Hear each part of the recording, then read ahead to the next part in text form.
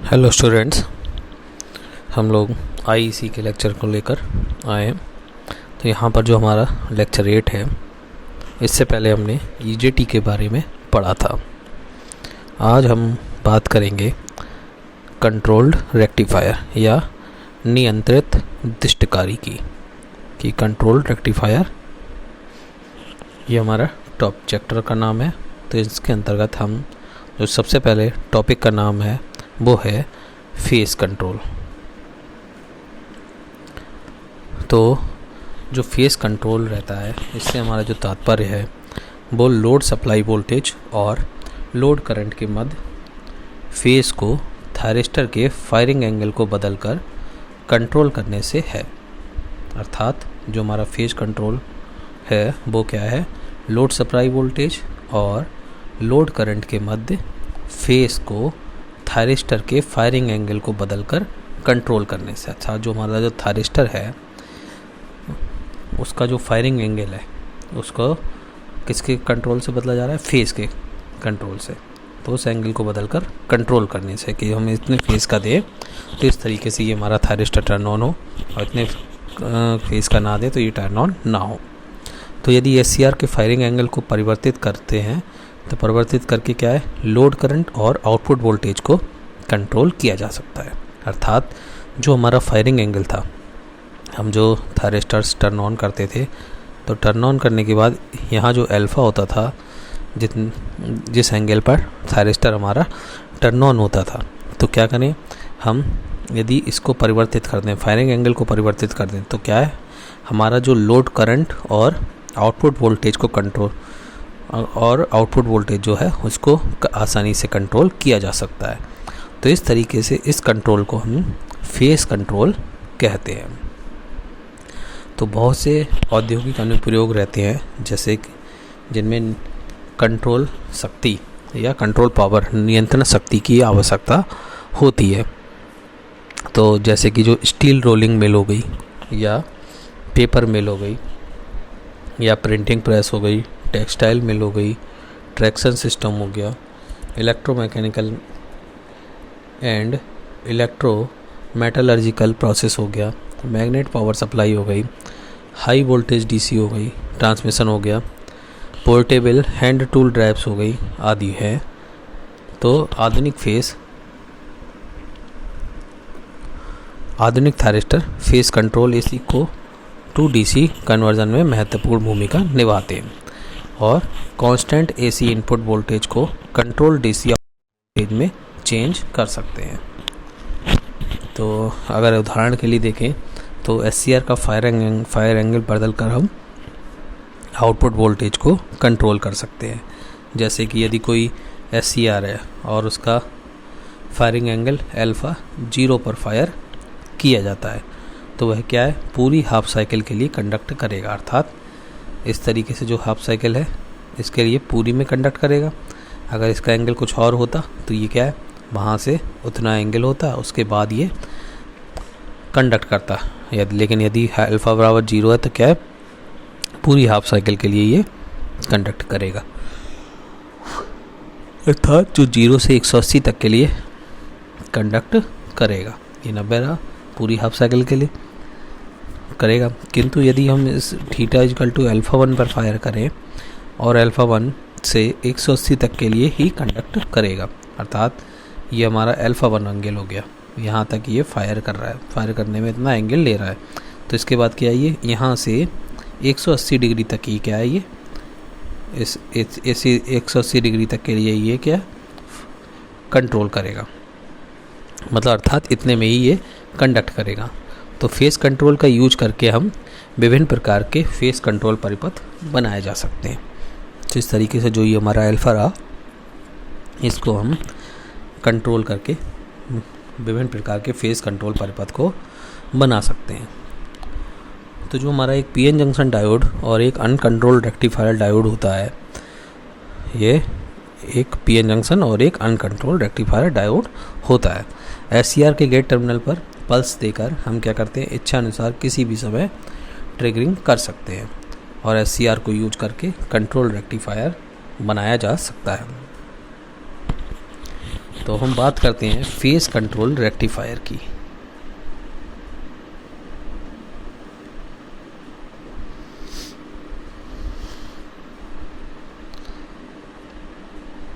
ठीक, तो phase control rectifier या कला नियंत्रित दिष्टकारी। तो जैसे जो अब तक रेक्टिफायर्स पढ़े हैं उसमें हम क्या करते थे, डायोड्स का यूज करते थे। किसका यूज करते थे, डायोड्स का। तो डायोड्स द्वारा जो हम रेक्टिफायर्स बनाते थे उनका आउटपुट डीसी वोल्टेज को कंट्रोल नहीं कर सकते थे, अर्थात जो हमें आउटपुट मिलता था वो अनकंट्रोल्ड आउटपुट होता था। तो आउटपुट कंट्रोल नहीं होता था उनमें, अर्थात अनकंट्रोल्ड आउटपुट हमें प्राप्त होता था। और किसी भी हाफ साइकिल के लिए या तो डीसी आउटपुट प्राप्त होती थी या फिर डीसी आउटपुट प्राप्त नहीं होती थी। जैसे कोई भी आउटपुट है तो उसके लिए हमें या तो डीसी आउटपुट प्राप्त होती थी या डीसी आउटपुट या आउटपुट ही प्राप्त नहीं होती थी, अर्थात डीसी आउटपुट नहीं प्राप्त होती थी। तो डायोड रेक्टिफायर में जो होता है यह संभव नहीं होता कि वह कंट्रोल कर सके किसी हाफ साइकिल के कुछ अंश के लिए आउटपुट प्राप्त हो, शेष के लिए ना हो। तो इस तरीके से जो हमने डायोड रेक्टिफायर्स यूज करते थे उसमें ऐसा नहीं होता था कि किसी अंश के लिए आउटपुट प्राप्त हो और शेष के लिए आउटपुट प्राप्त ना हो। तो रेक्टिफायर के आउटपुट पर जो हमें डीसी प्राप्त होती थी, तो प्राप्त डीसी का जो फेस कंट्रोल करने के लिए हम क्या करते हैं, एससीआर का यूज करते हैं। तो इसलिए हमें एससीआर की यूज करने की आवश्यकता पड़ी। तो एससीआर से जो बने rectifier face control rectifier, SCR से जो रेक्टिफायर्स बनते हैं वो हमारे क्या कहलाते हैं, फेस कंट्रोल रेक्टिफायर कहलाते हैं। यह rectifier single phase, three phase दोनों के लिए बनाए जा सकते हैं। तो इस तरीके से जो ये होते हैं ये हाफ कंट्रोल्ड या फुल कंट्रोल दोनों में से कोई भी हो सकते हैं। तो यदि हम बात करें इनके वर्गीकरण की, रेक्टिफायर्स के वर्गीकरण की, तो इनको यहाँ पर समझ सकते हैं। यहाँ हम रेक्टिफायर्स का फिगर देख रहे हैं। यहाँ हमारा ये रेक्टिफायर है। इस रेक्टिफायर को हम दो रेक्टिफायर्स में चेंज कर सकते हैं, एक तो सिंगल फेज रेक्टिफायर में और दूसरा थ्री फेज रेक्टिफायर में। अब इस तरीके से सिंगल फेज रेक्टिफायर हमारा तीन टाइप का होता है, अनकंट्रोल्ड, हाफ कंट्रोल्ड और फुल कंट्रोल्ड। तो इसी तरीके से जो हमारा थ्री फेज रेक्टिफायर है ये भी हमारा तीन टाइप का होता है, अनकंट्रोल्ड, हाफ कंट्रोल्ड और फुल कंट्रोल्ड रेक्टिफायर। इस तरीके से अब जो हमारा अनकंट्रोल्ड रेक्टिफायर रहता है ये हाफ वेव रेक्टिफायर और फुल वेव रेक्टिफायर किसी भी टाइप का हो सकता है। तो इसी तरीके से जो अनकंट्रोल्ड है वो हमारा हाफ वेव रेक्टिफायर और फुल वेव रेक्टिफायर हो सकता है। और जो हमारा फुल वेव रेक्टिफायर है वो हमारा स्प्लिट सप्लाई रेक्टिफायर या ब्रिज रेक्टिफायर में से कुछ भी हो सकता है। और जो हमारा फुल कंट्रोल रेक्टिफायर है ये क्या है, हाफ ब्रिज और फुल ब्रिज रेक्टिफायर हो सकता है। तो इस तरीके से ये हमारा रेक्टिफायर्स का क्लासिफिकेशन है।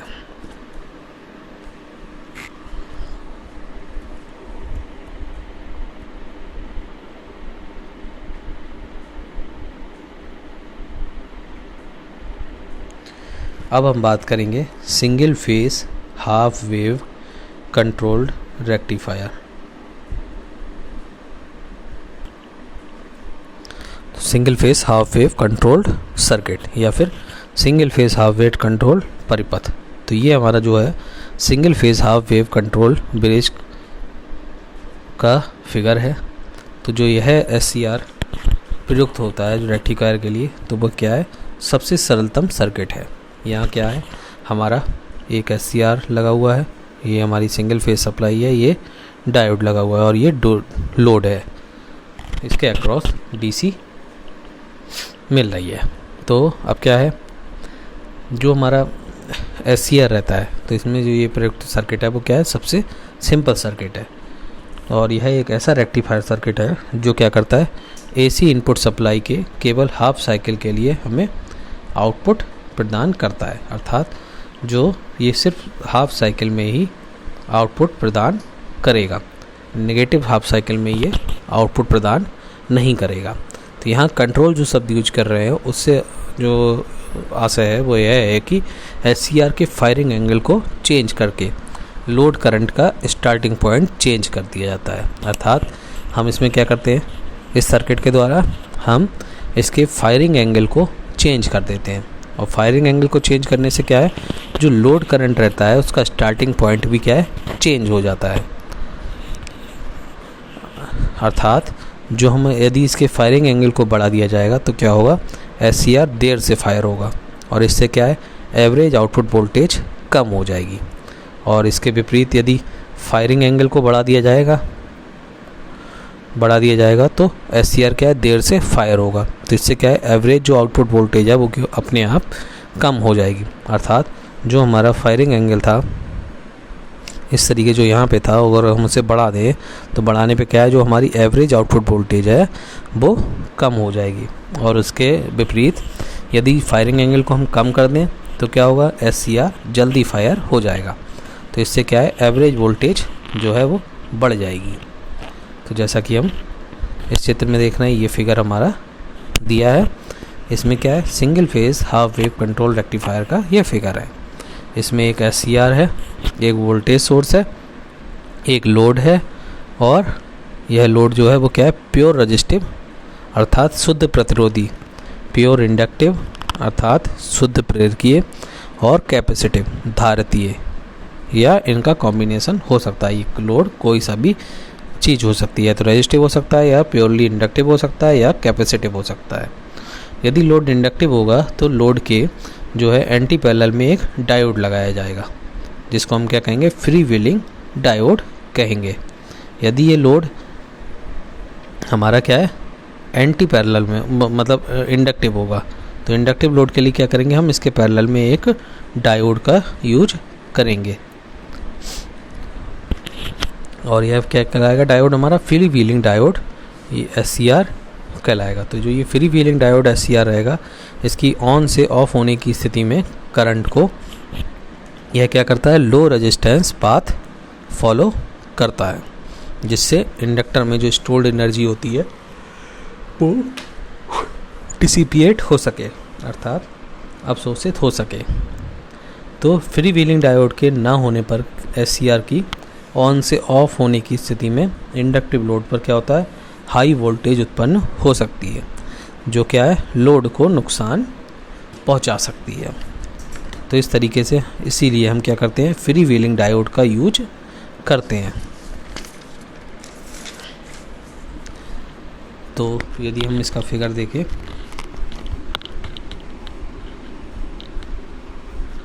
तो ये इसका फिगर है, इसमें हमारी ये वोल्टेज है और ये करंट है।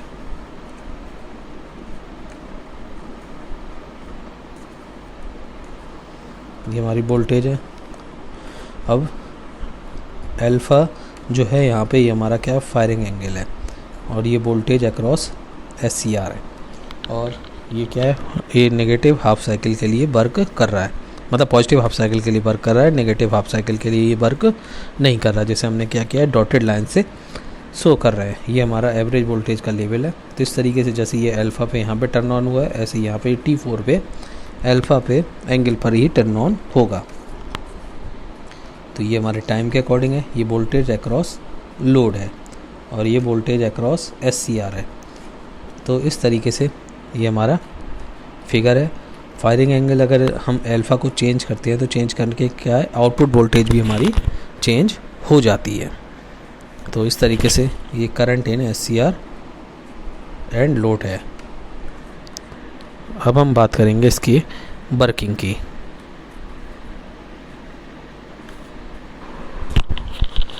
तो जो हमारा SCR रहता है वह केवल क्या है, इनपुट की पॉजिटिव हाफ साइकिल में ही कंडक्ट करता है।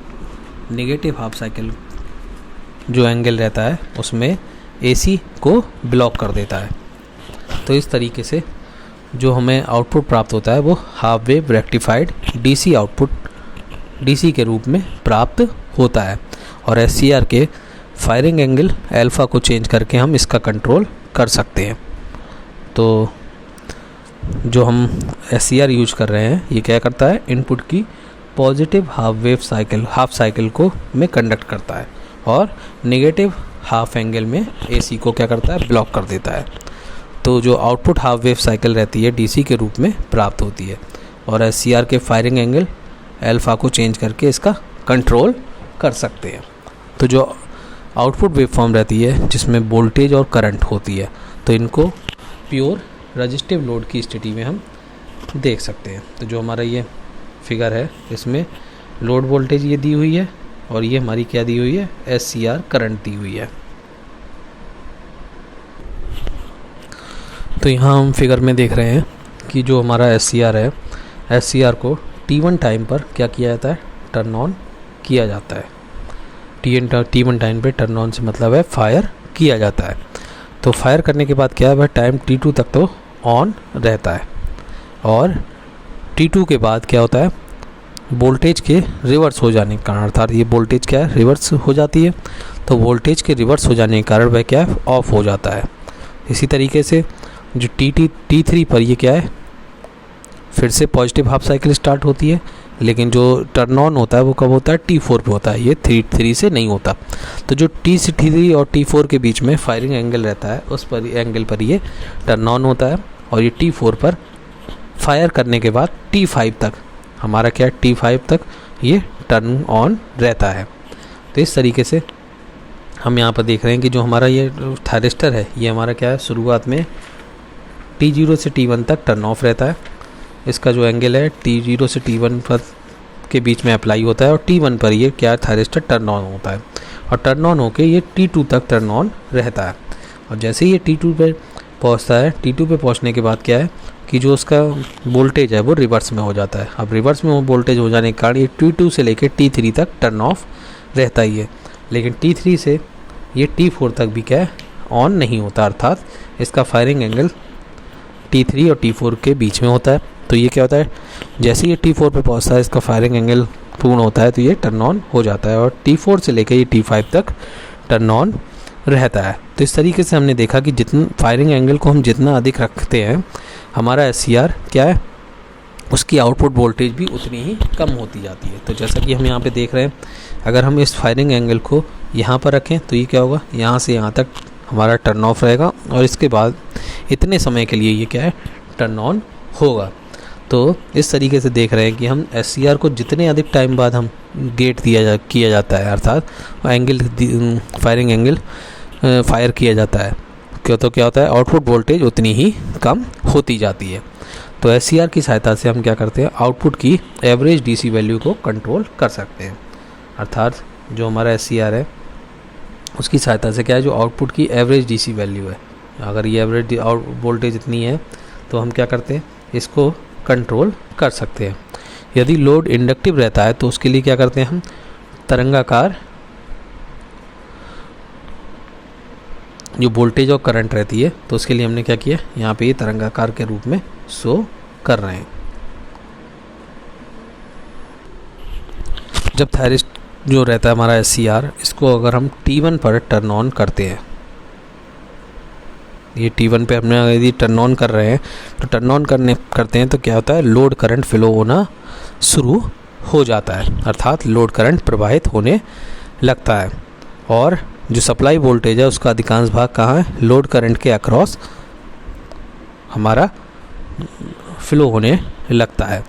तो इस तरीके से जो हमारा रहता है सप्लाई वोल्टेज का अधिकांश भाग वो क्या करता है, लोड के अक्रॉस प्रकट होता है और बहुत कम भाग क्या है, SCR के अक्रॉस रहता है। तो जो ये है बहुत कम भाग किसमें, SCR के अक्रॉस रहता है। टाइम T2 पर क्या होता है, जो SCR रिवर्स वाइज में हो जाता है, अर्थात जो हमारा टाइम T2 है यहाँ पे क्या है, SCR रिवर्स वाइज में हो जाता है और रिवर्स वाइज में हो जाने के कारण क्या है, जो हमारा SCR है वो कंडक्शन करना बंद कर देना चाहिए, लेकिन ऐसा नहीं होता है। तो यदि हम इसको आगे फिगर्स की सहायता से समझें, अर्थात जो हमारा ये SCR रहता है ये क्या करता है, अल्फ़ा एंगल पर T1 पर टर्न ऑन हुआ, टर्न ऑन होके ये T2 तक चलता है, क्योंकि ये जो वोल्टेज के अक्रॉस लोड है। अर्थात T2 पे पॉइंट पे क्या होता है, जो वोल्टेज होती है वो हमारी रिवर्स वाइस में हो जाती है, तो इसे जो SCR है इसे T2 पे क्या टर्न ऑफ हो जाना चाहिए। लेकिन क्या होता है, ये टाइम T2 पर रिवर्स वाइस होने के बाद भी कंडक्शन करना बंद नहीं करता है। ऐसा क्यों होता है कि जो स्टोर्ड इंडक्टिव करंट के कारण क्या होता है, ये SCR टाइम T3 तक टर्न ऑन रहता है। जो हमारा स्टोर्ड इंडक्टिव करंट है उसके कारण क्या है, ये टाइम T3 तक टर्न ऑन रहता है। क्यों रहता है, क्योंकि जो लोड करंट है वो होल्डिंग करंट से कम नहीं हो पाती, और T3 पर जाकर ये क्या है, SCR हमारा टर्न ऑफ हो जाता है। जब ये T3 पर SCR टर्न ऑफ होता है तो ये T3 से लेके T4 तक तो रिवर्स वाइस में होने के कारण ऑफ रहेगा ही, और T4 से T5 के बीच में ये क्या है, फॉरवर्ड वाइस में आ जाता है। लेकिन फॉरवर्ड वाइस में भी आ जाने के कारण ये टर्न ऑन नहीं होता T5 तक, क्योंकि इसका फायरिंग एंगल T5 पर निश्चित है।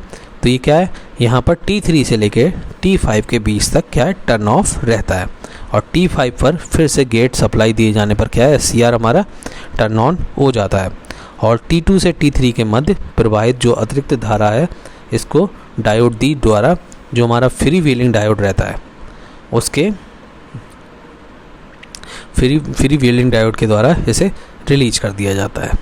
तो इस तरीके से ये क्या है, हमारे T2 से T3 के मध्य ये हमारा अतिरिक्त धारा का जो प्रभाव होता है, ये T2 से T3 के मध्य वो फ्री व्हीलिंग डायोड के जरिए होता है। तो इस तरीके से जो हमारा कंट्रोल रेक्टिफायर रहता है, इसमें सीरीज में एक DC लोड होता है।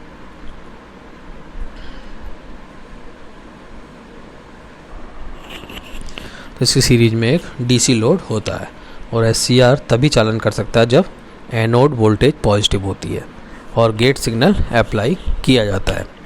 तो जो इनपुट वोल्टेज रहती है वो BS = BM sin ωt होती है, और जब तक थायरिस्टर के गेट पर पल्स देकर उसे ट्रिगर नहीं किया जाता तब तक क्या है, आउटपुट धारा हमारी I0 शून्य होगी। और जब किसी एंगल अल्फा पर हम क्या करते हैं, थायरिस्टर के गेट पर गेट पल्स देते हैं या गेट पल्स अप्लाई करते हैं, तो गेट पल्स अप्लाई करने से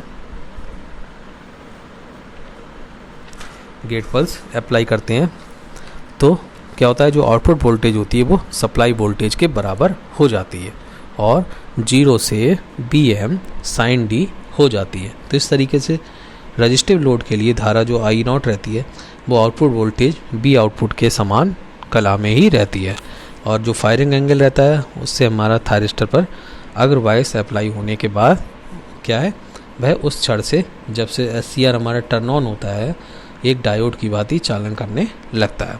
और SCR का फायरिंग एंगल क्या है, उसके फॉरवर्ड वाइस और ट्रिगर होने के बीच का अंतराल है। अर्थात कि जैसा कि हम यहाँ पर देखते हैं कि जो हमारा यहाँ पर फिगर दिया हुआ है, यहाँ पर T0 से T1 के बीच में ये फायरिंग मतलब फॉरवर्ड वाइस में T0 पे फॉरवर्ड वाइस में आ गया है, और T1 तक क्या है, इसका ये फायरिंग एंगल रहता है। तो ये T0 से T1 के लिए टर्न ऑफ रहता है, और T1 पर ये जो फायरिंग एंगल रहता है T1, यहाँ पर ये टर्न ऑन हो जाता है। तो इसी तरीके से जो ये हमारा T4 से T5 के बीच में फॉरवर्ड वाइस तो रहता है, लेकिन फायरिंग एंगल के कारण ये टर्न ऑन नहीं होता। जैसे ये फायरिंग एंगल T5 पे पहुँचता है, ये क्या है, टर्न ऑन हो जाता है। तो इस तरीके से जो है ये फॉरवर्ड वाइस और ट्रिगर होने के बीच का समय अंतराल रहता है। तो अगर बात करें फायरिंग एंगल की, तो ये फायरिंग एंगल में be defined as the angle measured from the instant SCR gets forward wise into the instant it is triggered। अर्थात फायरिंग एंगल को चेंज करके हम लोड करंट के स्टार्टिंग पॉइंट को कंट्रोल कर सकते हैं। इस प्रकार जो हमारा आउटपुट वोल्टेज रहता है उसको भी हम क्या कर सकते हैं, कंट्रोल कर सकते हैं। तो इस परिपथ को हम क्या कहते हैं, फेज कंट्रोल सर्किट कहते हैं। तो यहाँ पे हमारा फेज कंट्रोल सर्किट पूरा हुआ।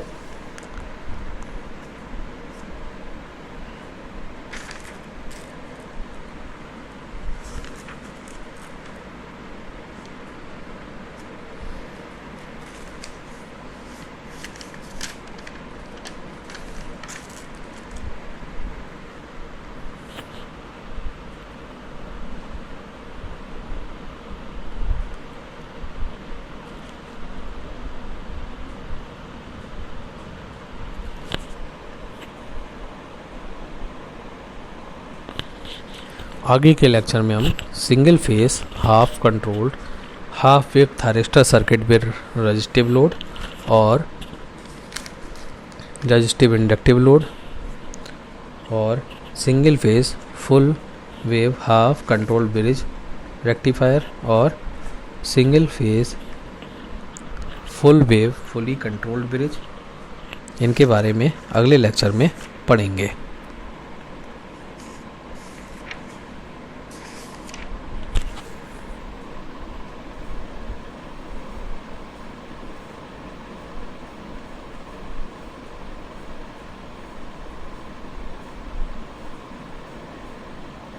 तो एक बार अगर फिर से बात करें तो जो हमारा कंट्रोल रेक्टिफायर रहता है ये इसके अंतर्गत हमारा फेस कंट्रोल आता है। तो फेस कंट्रोल जो होता है वो उससे जो हमारा तात्पर्य रहता है वो रहता है लोड सप्लाई वोल्टेज और लोड करंट के मध्य फेस को थायरिस्टर के फायरिंग एंगल को बदलकर कंट्रोल करने से। अर्थात यदि हम जो थायरिस्टर है उसके फायरिंग एंगल को बदल दें तो लोड सप्लाई वोल्टेज और लोड करंट के मध्य के हम फेस को थायरिस्टर के फायरिंग एंगल को बदल के कंट्रोल कर सकते हैं। तो इस तरीके से जो SCR है SCR के फायरिंग एंगल को परिवर्तित करके हम लोड करंट और आउटपुट वोल्टेज को कंट्रोल कर सकते हैं और इसी को हम क्या कहते हैं, फेस कंट्रोल कहते हैं। इसका उपयोग हम बहुत से औद्योगिक कंट्रोलेबल पावर में करते हैं।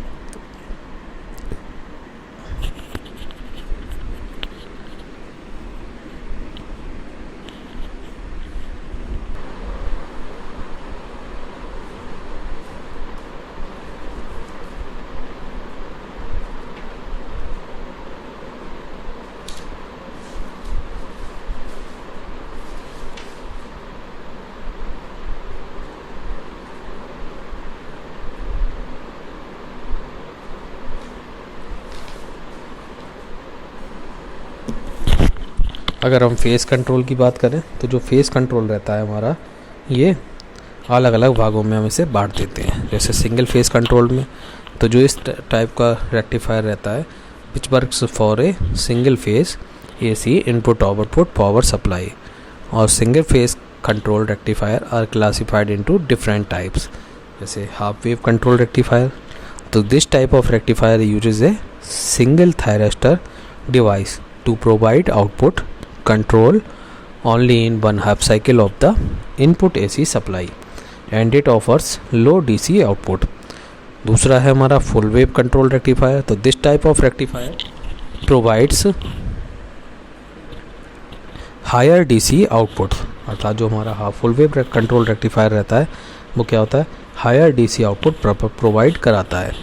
Full wave control rectifier with a certain tapped centre control rectifier with a centre tap transformer requires 2 thyristor और full wave bridge control rectifier do not need a centre tap transformer. अर्थात जो हमारा full wave control rectifier है उसमें हमें 2 thyristors की ज़रूरत पड़ती है और सेंटर टेप ट्रांसफार्मर की ज़रूरत पड़ती है। लेकिन जो हमारा full wave bridge control rectifier रहता है उसमें हमें सेंटर टेप ट्रांसफार्मर की ज़रूरत नहीं पड़ती है। इसके बाद बात करते हैं हम 3 फेस कंट्रोल रेक्टिफायर। तो ये हमारे 2 टाइप के हैं, सिंगल फेस और 3 फेस कंट्रोल। तो जो 3 फेस रहता है तो this type of rectifier which works for 3 face AC input power supply.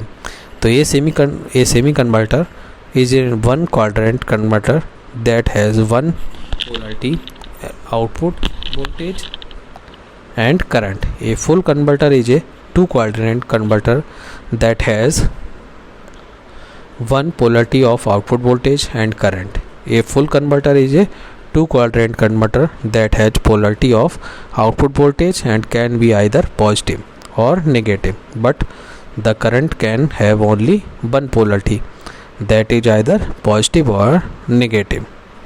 Dual converter works in 4 quadrant. Both output voltage and output current can have both the polarity। तो इस तरीके से ये हमारे 2 टाइप के कंट्रोल रेक्टिफायर्स हैं, single phase control rectifier और 3 phase control rectifier. तो जिसके बारे में हमने सिंगल फेज़ के बारे में हमने आज पढ़ा। अब हम आगे का नेक्स्ट क्लास में डिस्कस करेंगे। Thank you.